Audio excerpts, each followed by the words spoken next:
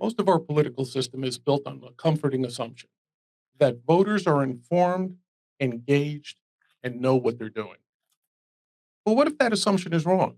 Not just occasionally, but basically structurally incorrect. What if political ignorance isn't a bug in democracy, but rather the default setting? And that most of our biggest policy failures are unintended consequences of us pretending otherwise.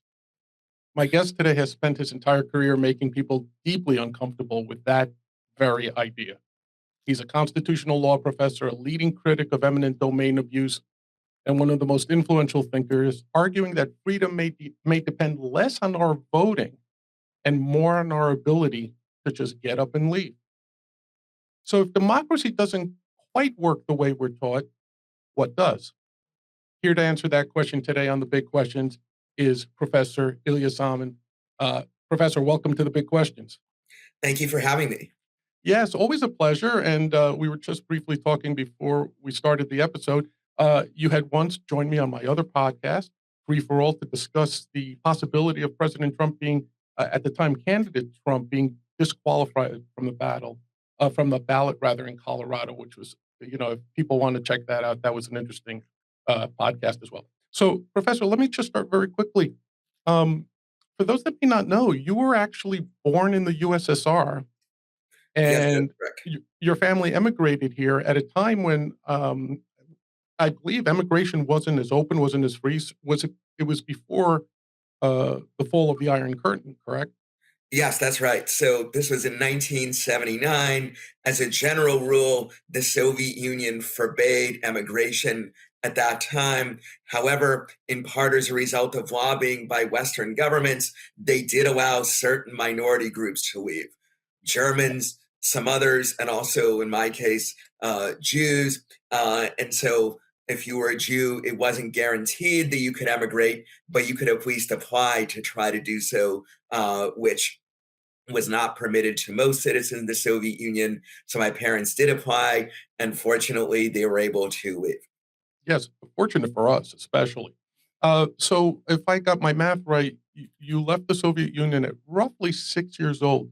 The reason I want to ask you right now is, do you have memories of the Soviet Union, living in the Soviet Union, perhaps a sense of what might later inform a lot of your context around democracies and freedom and individual liberty?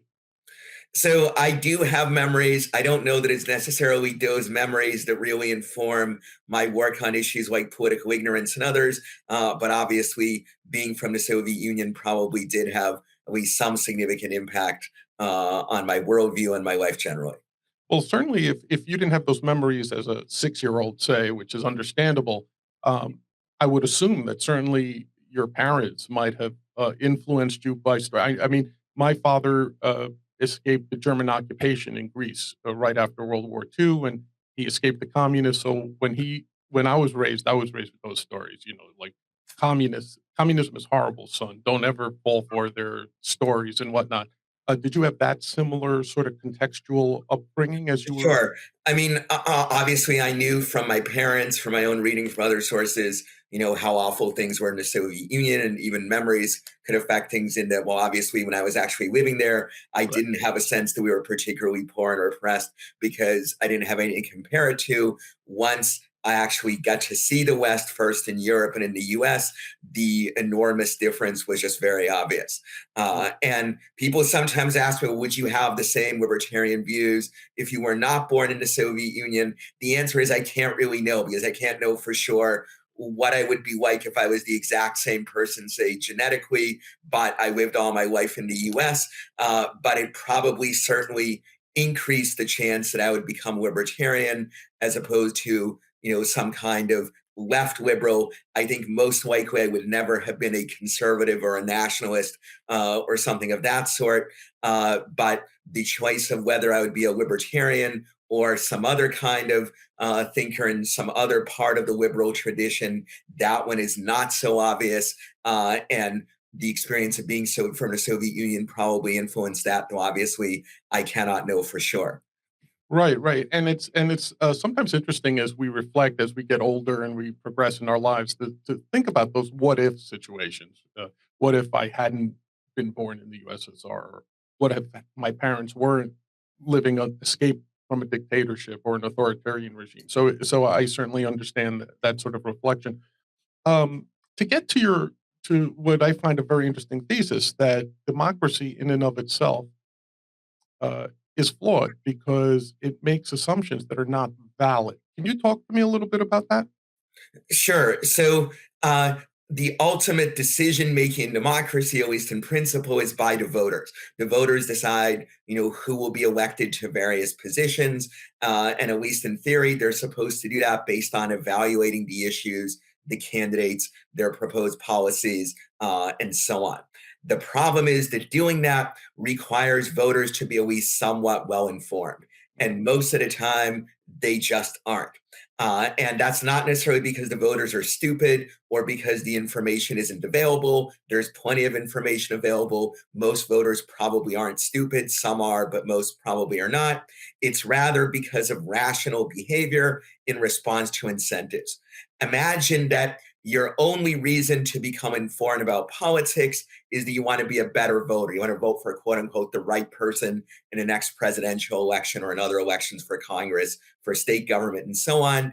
That turns out not to be much of an incentive at all, because the chance that your vote, no matter how well informed, will make a difference to the outcome of an election is infinitesimally small. In a mm, US presidential election, it's about 1 in 60 million, though it varies somewhat by state. If you live in a relative swing state, it's a little bit higher. If you live in a extreme blue state or red state, it's even lower, and so on.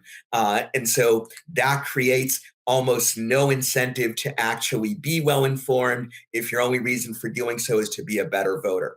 And for that reason, most voters are what economists call rationally ignorant. It's rational for them to spend little or no time seeking out information about government and public policy. And lots of survey data, some of it compiled in my book, Democracy and Political Ignorance, shows this. Now, there is a minority of voters who do pay attention for other reasons. I analogize them to some extent to sports fans. I'm a sports fan. mm. When I pay attention to my favorite NBA team or NFL team and so on, it's not because I think I can influence the outcome of games, though I wish I could. It's because it's fun to be a fan. It's fun to root for my favorite team. And sometimes, it's fun to hate the opposing team. I'm a big Boston Red Sox fan, so I hate the New York Yankees, for Of example. course. Duke fans hate North Carolina and vice versa, and Right. so on. And so there are people who, in my work, I call political fans, those who follow politics not because, or at least not primarily because they want to be a better voter, but just because they find it interesting and they want to cheer on their favorite political team. But when you seek out information for the purpose of being a fan and enhancing your fan experience rather than seeking the truth, you tend to be highly biased in your evaluation of that information. And that's exactly how political fans behave. They overvalue anything that supports their pre existing views while undervaluing or ignoring anything that cuts against them. They're prone to conspiracy theories that support their positions, even like those Trump spun about the 2020 election and other issues. And there are other examples like this. So, in sum, we have a two-level problem. Mm. Most voters are just rationally ignorant. They know very little about politics and government. They don't follow it much. There's a minority whom I call the political fans. They know much more, but they're extremely biased and they do a very poor job of evaluating the information they get because truth seeking is not really their primary goal in seeking out that knowledge. And the combined effect of the rationally ignorant majority and the political fan minority is often very poor quality decision making by voters. Right. So it's interesting because that was a great answer, and I appreciate it. Thank you. But okay, I'm a big sports fan too, former sports writer, so I get your analogy. But let me just throw back a couple of questions at you. So, for example, if I'm a Giants fan in the NFL, I can't affect their play calling on the field as a fan. I can't get in the coach's ear as a fan typically.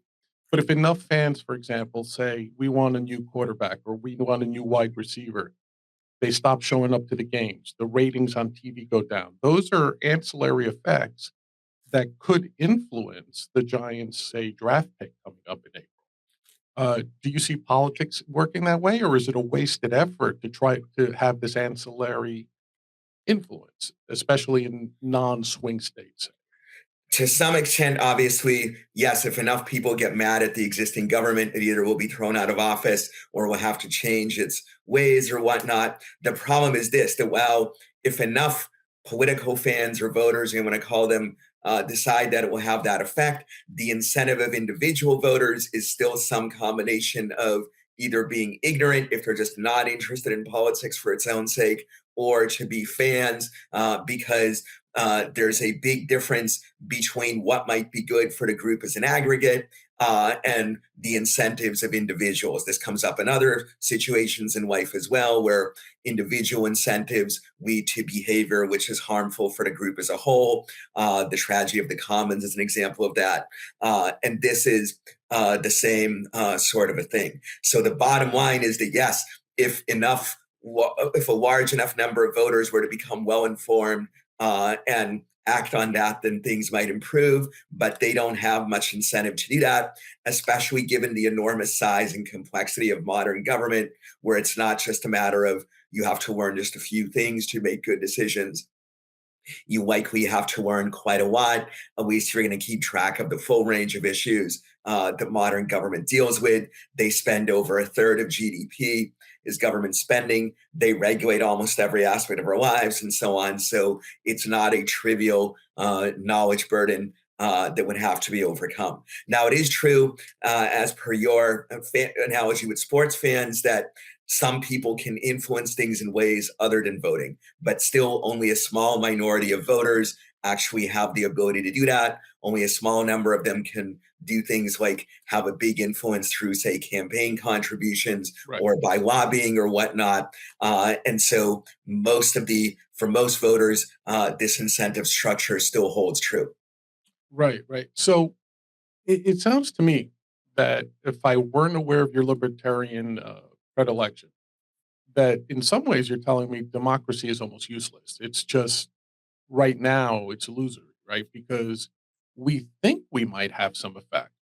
But again, in very rare circumstances, maybe in the swing state or something to that effect, um, it sounds like, especially on the federal level, we have very little outcome as individual voters. That it's uh, that so if democracy doesn't work due to this unintended or intended ignorance of the voter, what solutions do you have? Now, as a libertarian, we would say perhaps take power, decentralize power, right? Because if any one federal officer or one federal office or whatever, it doesn't have enough power to influence your life, then it's not an issue, as much of an issue, correct? So I would say a couple things. One is I would not say democracy totally doesn't work, because Okay. democracy does still have this one important advantage over non-democratic systems, which is that if the government in power is doing something wrong in a way that's extremely obvious, even to very ignorant voters, then the voters will punish them at the polls, and that will have an effect. Does the great economist A.K. Sen showed that famines almost never happen in democracies, whereas in dictatorships they're common, and some dictatorships even deliberately organize famines. The Right. reason for that is even voters who are extremely ignorant know very little. If there's a famine going on, they will notice it. They will tend to blame the incumbent government and it will be voted out. So democracy does have that significant value, but for a high percentage of decisions the government makes, the voters have little understanding of what is going on. They do a poor job of evaluating the evidence and so on. And so while democracy is less bad than dictatorship or oligarchy, it still has very serious flaws. Now, what is it that we can do about them? There's a number of different solutions that various thinkers have proposed. To me, the most promising of them, though there are others that might have some value, the most promising is to empower people to make more of their decisions by voting with their feet, which is what I advocate in my book, Free to Move, and to some extent in my earlier book, Democracy and Political Ignorance, which I mentioned. What is voting with your feet? There are three ways we can vote with our feet. One is we can decide which jurisdiction we want to live in a federal system, like which state or local government, and make that decision in part based on the government policies that exist there with taxes, education, law enforcement, and so on. Another way is through international migration. America was peopled primarily by immigrants who voted with their feet for the US against other countries. And then a third way is in the private sector. When we make decisions in the private sector, in some cases, they can provide some of the same kinds of services as are usually associated with state or local governments, like education, private planned communities are an example of this, and so on. What is the difference between voting with your feet and voting at the ballot box, and why is one better from an informational point of view than the other? It's because when you vote with your feet, the chance that your decision will make a difference is very high. In many cases, it's 100%. And for that reason, you have incentives to seek out information and also to do a good job of evaluating it. If you're like most people, you probably spent more time seeking out information the last time you decided what television set to buy or what smartphone to get than the last time you decided who to vote for president or for any other office. That's not because your TV is more complicated than the issues the president decides, or that the TV is more important. It's that that the TV you choose will very likely be the one that actually ends up in your living room. Whereas if you get the TV and you turn it on and you have the misfortune to see the president or some other politician, the chance that you can affect who that is or what policies they adopt is infinitesimally small. And so you rationally spend less time on that decision than on the other one. And similarly, there's better incentives to evaluate the information that you do learn objectively. And most people are, in fact, more objective and unbiased about foot voting decisions than about ballot box voting decisions. There's a lot of data to show that, some of which I go over in my 2 books. Right. And certainly we've seen concrete examples of this the last couple of years. The mass migration, say, from California to Texas due to their policies, from New York to Florida, both those big blue, very liberal states, high tax rates, they've seen a migration of their tax bases leave. And it'll be interesting to see if they somehow adjust their policies, locally even to counteract that. So what you're saying actually does have some practice. But let me throw out some arguments. What do we do about those folks that are not in a financial position to move? They live in they may have started out in a state or a locality that they felt aligned with their needs and aligned with their preferred living situations. It's changed out from under them.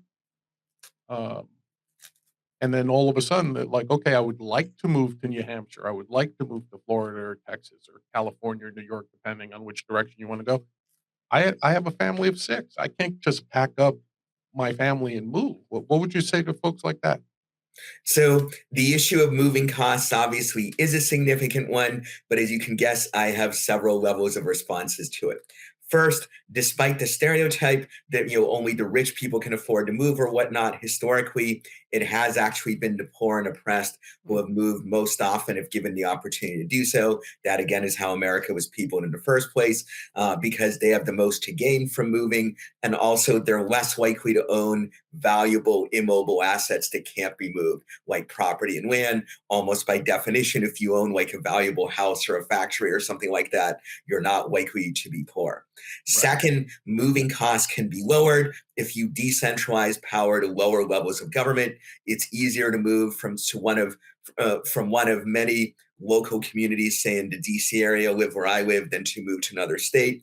And finally, if you decentralize all the way to the private sector, often you can vote with your feet even without physically moving, in the sense of going to a different house. I can change my cable provider, without, selling the house or moving to a different house or whatnot. If we have school choice, you can change what schools you go to without moving to a different community, and so on.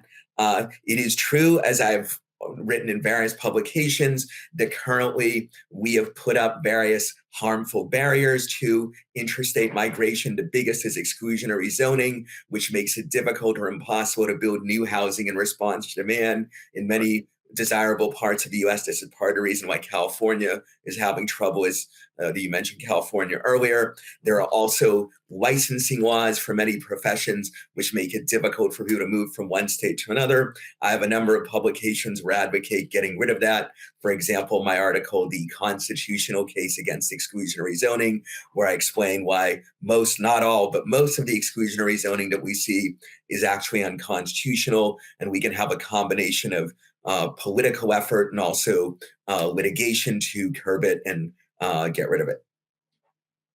And I agree with you that, especially the housing thing. You know, Brian Kaplan will talk for hours on that, of course. So that's certainly something like libertarians would certainly agree with you on.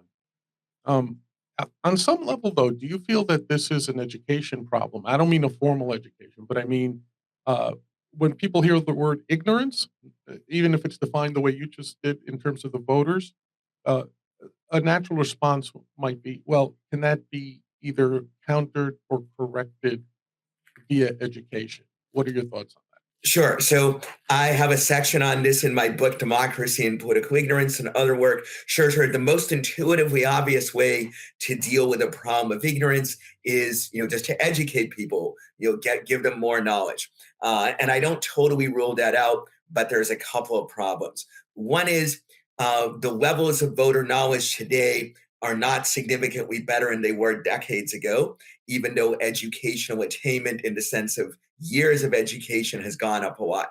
So the average American today probably has 2 to 3 more years of formal education than their predecessors in the 1960s. The average adult American, yet political knowledge is relatively flat.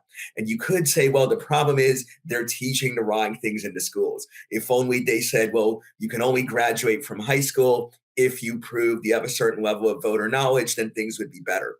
But there is this difficulty that public schools are controlled by elected officials, the same ones that benefit from ignorance. They have very little incentive to use the schools to increase knowledge as opposed to try to indoctrinate people in their own preferred views. Moreover, even if the schools do a good job of educating people about political issues up to the age of 18 or whenever it is you graduate from high school, still hopefully after that, you're going to live another 50, 60, 70 years. You're going to vote in different elections. New issues will arise. And unless you want to say, well, you have to report for political re-education out like, a special internment camp or education camp or something like that, like in Maoist China, then gradually the knowledge that you got in school will to some extent atrophy unless you regularly re-educate yourself and learn about new issues, which most voters don't have a good incentive to do.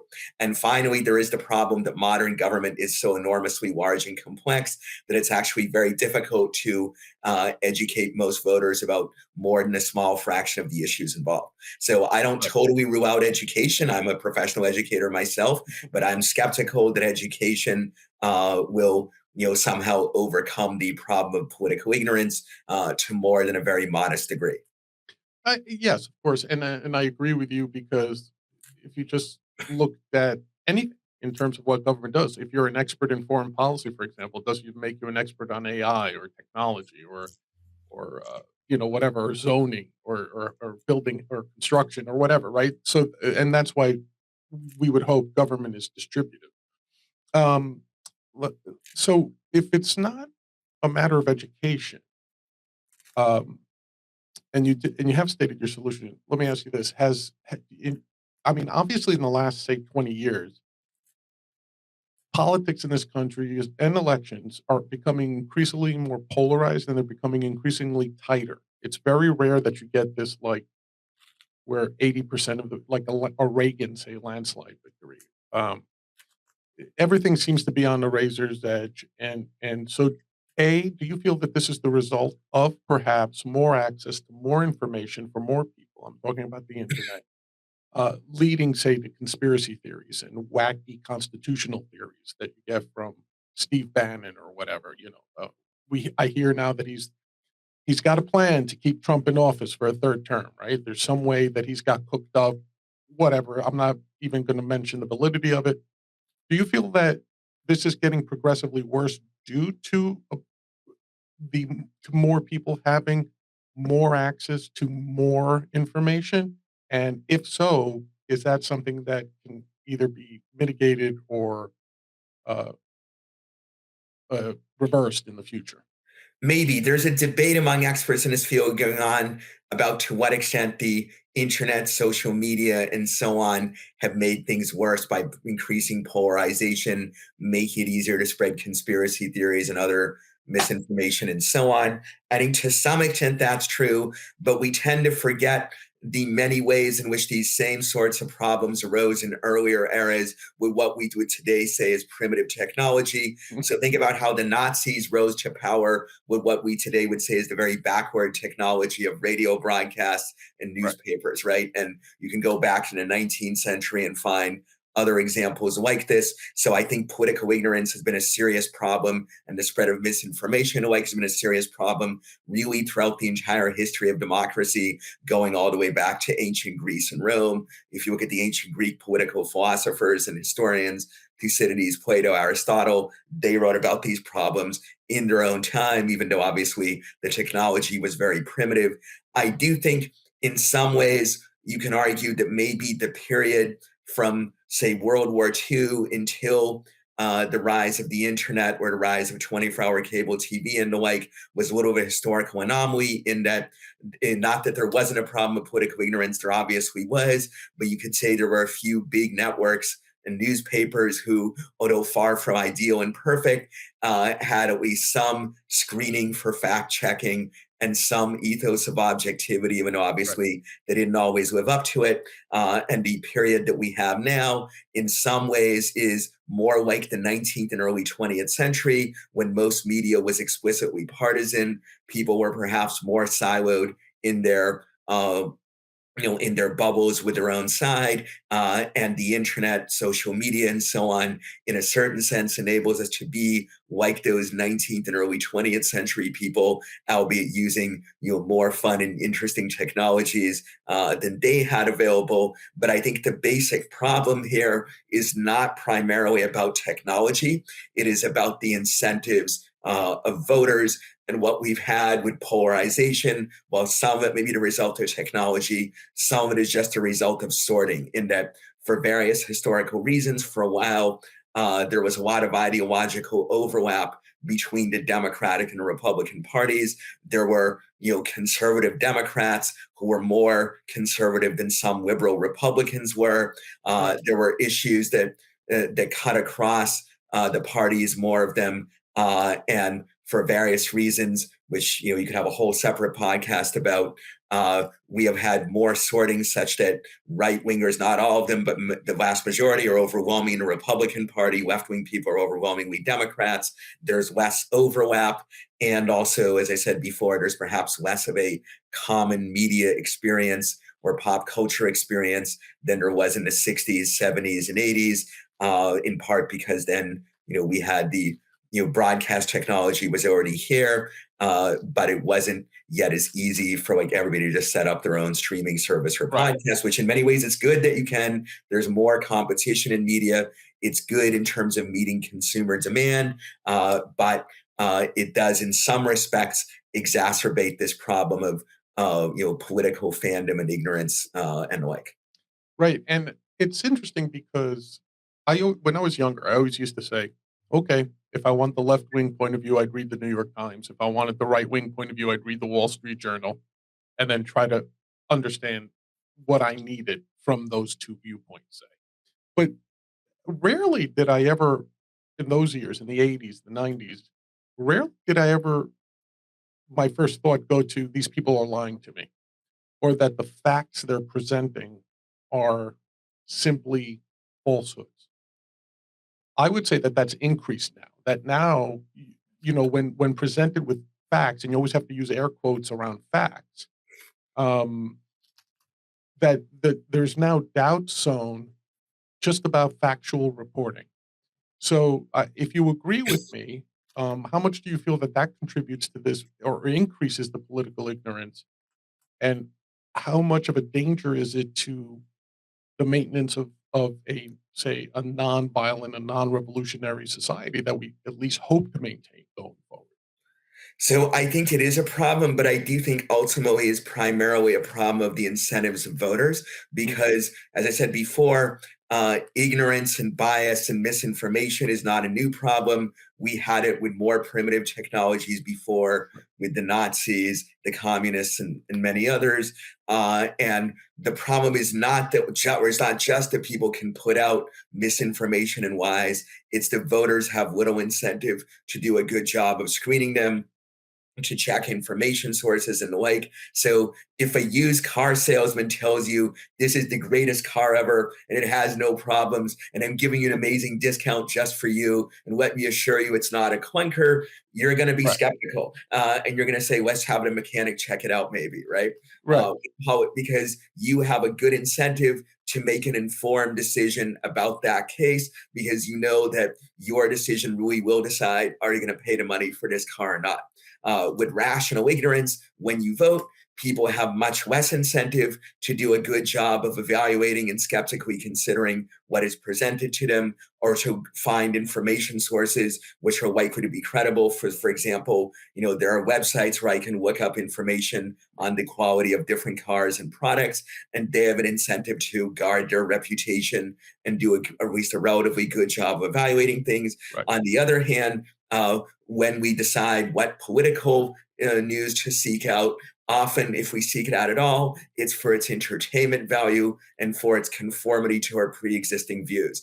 And politicians, activists, I'm sorry to say, podcasters, influencers, Sure. not you certainly, but others, they tell lies that will make used car salesmen blanch. And there's an audience out there that is credulous in a way that they would not be if they were considering a used car or almost any other product where they're making a decision by voting with their feet rather than a ballot box situation. I mean, that's wonderfully stated. But as you were saying that, using your used car example, um, at least in that situation, as a consumer, I feel it might have an appeal to authority. I could take the used car dealer to court. I could call the cops. I could sue them civilly, and et cetera, et cetera.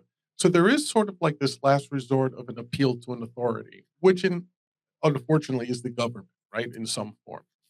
When that grievance is against the government itself, what is our appeal to authority? And I think that's what's frustrating, right? Like we So know. Yeah, I'm sorry. Go ahead. it's a part of what frustrating, but with most market transactions, yes, in principle, if they defraud you or lie to you about your product, you can go to court and maybe beat them. But realistically, for most transactions that we engage in, that option is not worth it. Like, Mm. if I buy bad toothpaste or something, yes, in principle, I can sue them. But even if I win, the cost of litigation is going to be more than what I gain. The real mechanism by which we keep them honest is that uh, if their products turn out to be bad, consumers are likely to switch. And importantly, consumers have an incentive to do a good job of evaluating the products. Whereas with political products, if you want to call them that, they don't. So while it is true that there is the backstop of you can take them to court for all but the biggest transactions, you probably are not going to do that, and they know it. So I constantly have the experience that companies will give me refunds or other advantages, even though they know either that I won't sue them because it's not worth it. We're talking about $50 or $100 or the like, or in some cases even if I did sue them, they would probably win.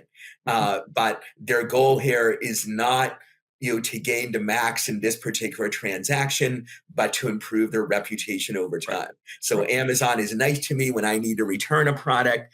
In some cases, they don't even actually make me physically return it. I still Yeah. have products that they sent by mistake and they didn't make me return it. Legally speaking, they could come and make me return it. They decide it's not worth it. They also know I'm probably not going to sue them over $50 or something like that, but Right. they have an incentive to treat me well.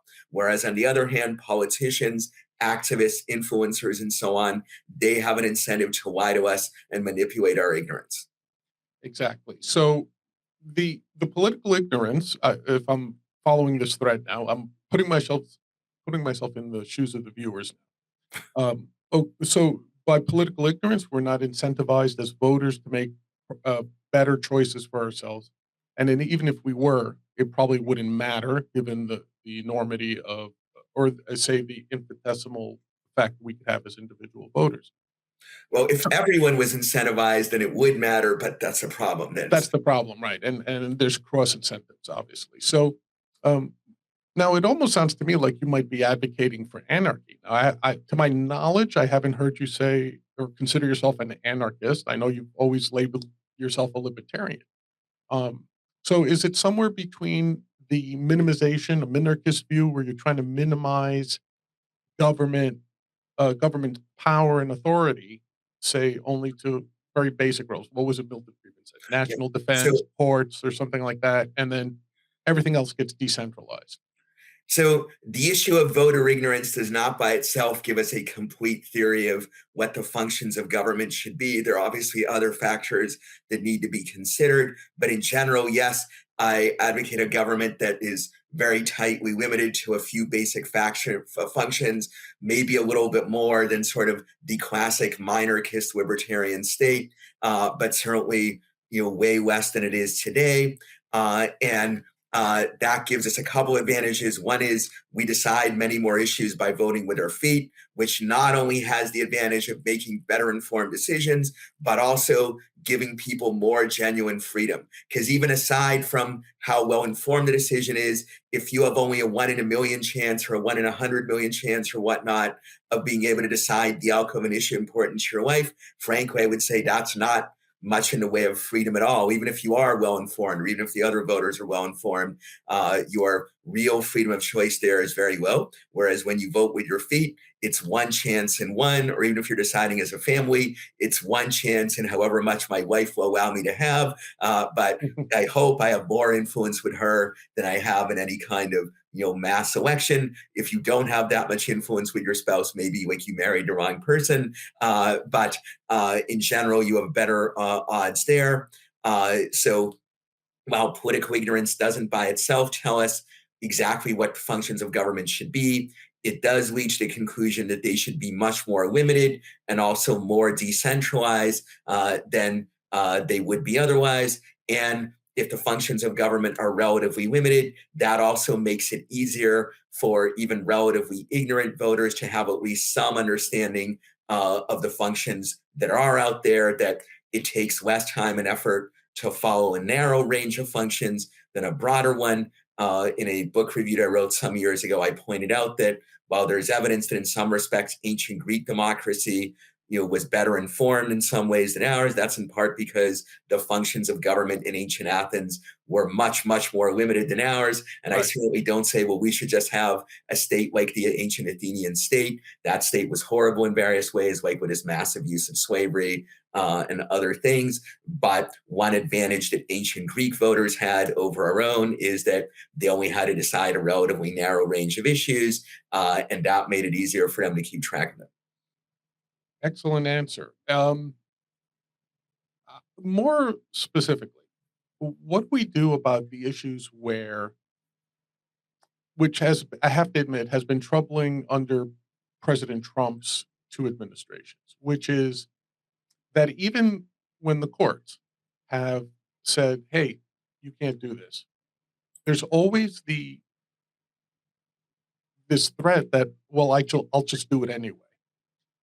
It, in some ways, are we saying that this limited government can only be achievable under a Jeffersonian type of thing, where it's like every 20 years you got, yay, the, what is it? The tree of liberty has to be replenished by the blood of both patriots and tyrants, right? So, is that something you see as inevitable, or is there still hope that through constitutional legal mechanisms, we as a people can try to at least retain the ability to vote with our feet? Because if I move to a different state, uh, unconstitutional tariffs still limit my ability. I'm still getting taxed. I still can't trade with the partners I want to trade with, right?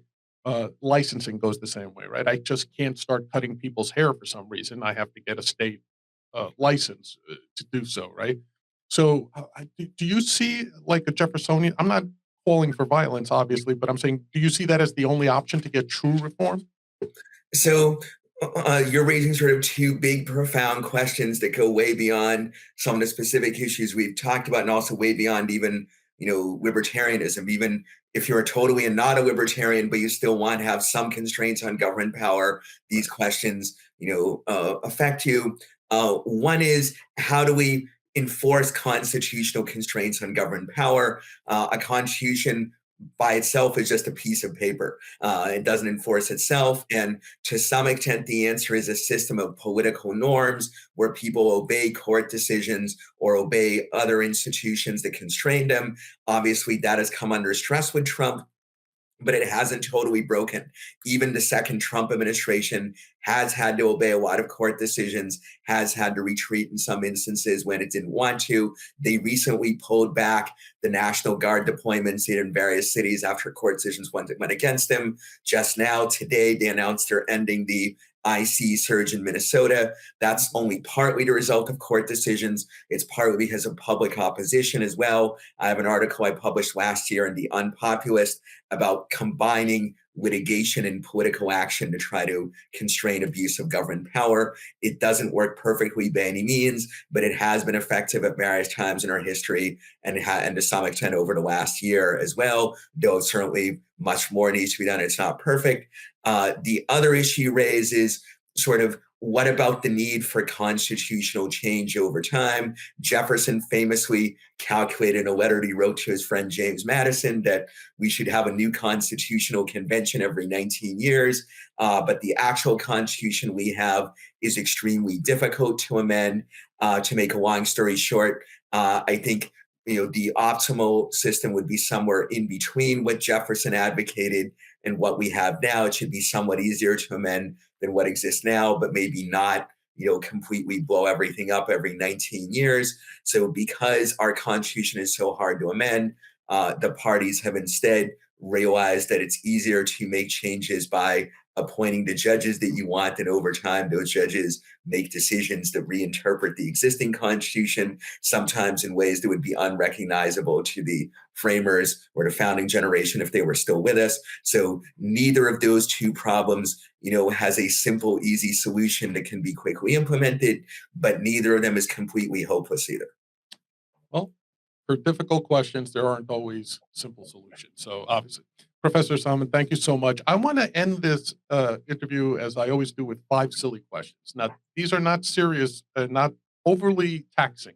So I just want to ask them and get just so the viewers can get a better sense of who you are. Question 1: would you rather have dinner with Hayek, or get to ask one question at oral arguments in the next major takings clause case? I think I'd probably rather have dinner with Hayek, because me answering one question probably won't make much difference. Certainly no difference I can't make by my various writings about takings. On the other hand, having dinner with Hayek would be an amazing experience. I tend to agree with you. Just as in math, we have Euler's identity, and that's usually referred to as the most beautiful formula in the history of mathematics. Is there a legal principle that you might consider the most beautiful legal principle in jurisprudence history? I don't know. I don't think that legal principles are actually likely to be beautiful at all. The value of them is not in their beauty, but ideally in their ability to constrain harmful exercise of government power, and also to create a rule of law where at least we clearly know what rules we're supposed to obey. Okay. Would you rather teach a constitutional law class using only sci-fi examples, or would you rather teach a sci-fi writing class using constitutional law examples? I'd love to do either one of those, and some of my academic work is actually about science fiction and fantasy, so it's hard to choose between them. But probably I'd rather do the first, and because I've thought about that one more, and I've actually written some articles and blog posts and the like about the depiction of law and politics in science fiction and fantasy Excellent. as well. That's excellent. If you could see one constitutional amendment passed, what would it be? That is a great question. I think if I had the absolute power to pass one, it would be an amendment to abolish all immigration restrictions, because currently immigration restrictions are perhaps the single biggest and most widespread restriction on human liberty and also human well-being that is allowed under a constitutional system. It massively harms millions of people, both immigrants who are kept out and condemned to lives of poverty and oppression, and also native-born citizens who are denied the economic growth, innovation, connections, and so forth that immigration would bring. I have an article called Immigration and the Economic Freedom of Natives, which shows that immigration restrictions undermine the economic liberty of native-born citizens of the US and other Western nations more than any other government policy. And that includes both sort of the negative economic liberty that libertarians, for example, value, and the positive liberty that is more valued by left liberals, which is more about sort of our actual ability to, improve our lives in various ways. Even if you just look at natives, immigration restrictions have this enormous harmful and unjust effect. So if I could just do any constitutional amendment I would want, it would be this one, and it would get rid of the Chinese exclusion case of 1889, which actually is a bad decision even under our current constitution. But my amendment would make it completely clear that it was wrong, and also would forbid not only the federal government, but also state governments from having those restrictions. Excellent, excellent. And I have to admit, I haven't heard that proposed by many people as when I give them that option. Okay, great. Finish this sentence for me. The greatest sci-fi franchise in history is. That is a really close call, but I would probably say the Star Trek franchise, even though it has many flaws, but it has continued through 60 years. It addresses a variety of interesting and important social and political issues better than something like Star Wars does, even though I certainly disagree with the worldview of the creators of Star Trek in many points. And it also has many really interesting and great characters. So overall, that is sort of the greatest long-running sci-fi franchise. I wouldn't say necessarily to have the greatest individual series or movie or book or whatnot. That's an excellent answer, and I know you put some thought into that because certainly Star Trek is not a libertarian franchise. So I have a whole article about why Star Trek is not libertarian. Okay. And I have said before that I do not agree with Gene Roddenberry's Yes. politics. He's the founder of the series. I'm a little bit more in sympathy with that of the producers of Star Trek Deep Space Nine, the Yes. first series produced after Roddenberry died and couldn't influence it as much. But again, the series does not conform to my views. And it's as a general rule, I'm in sympathy with much of its social views and sort of social tolerance and the like for racial minorities, gays and lesbians, and so on. On the other hand, its economic views, I'm very much not in sympathy with. But I'm not evaluating based on how much I agree with it, but based on sort of its achievements, both as an art form and as a medium for conveying and considering various issues. That's why I praised it as an honest answer. When I could see you had to struggle a little bit with it, but I give you credit for being honest with that.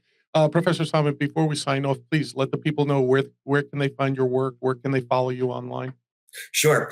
So I write regularly for the Volokh Conspiracy Law and Politics blog, VOLOKH, which is at the Reason website. All the content is available for free. You can also Google my name and find my regular website, which has a lot of my writings and other materials for free.